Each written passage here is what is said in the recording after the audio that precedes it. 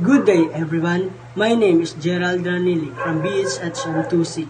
Today, I will discuss cultural awareness presentation in THC 227 and hospitality cultural in Dubai. Dubai is a country with a rich cultural heritage shaped by its history, Islamic value, and traditional costume.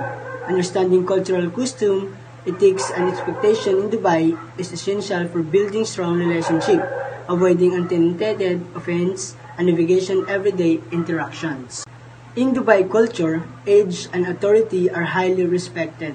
When interacting with older individuals or those in position of authority, visitors should show deference and use formal titles, such as Sheikh or Syed.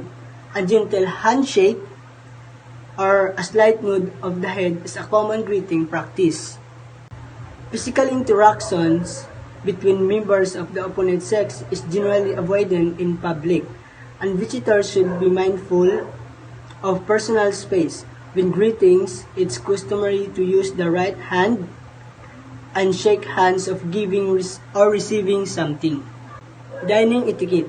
When dining, it's customary to wait for the host to start eating before beginning.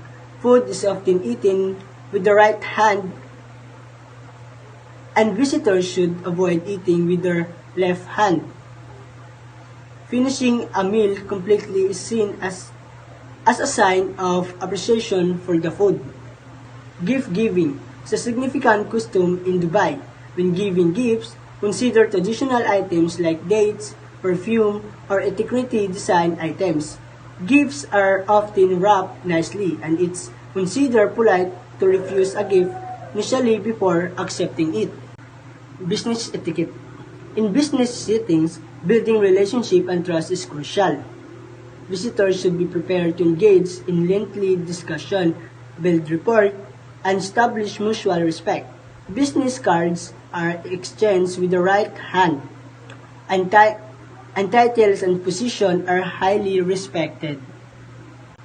Cultural nuances. Understanding cultural custom, etiquettes, and expectation in Dubai is vital for navigating everyday interactions and building strong relationship. By showing respect for elders, being mindful of physical interactions, following dining etiquette, and understanding gift-giving customs, visitors can have a positive and enriching experience in Dubai. That's all. Thank you.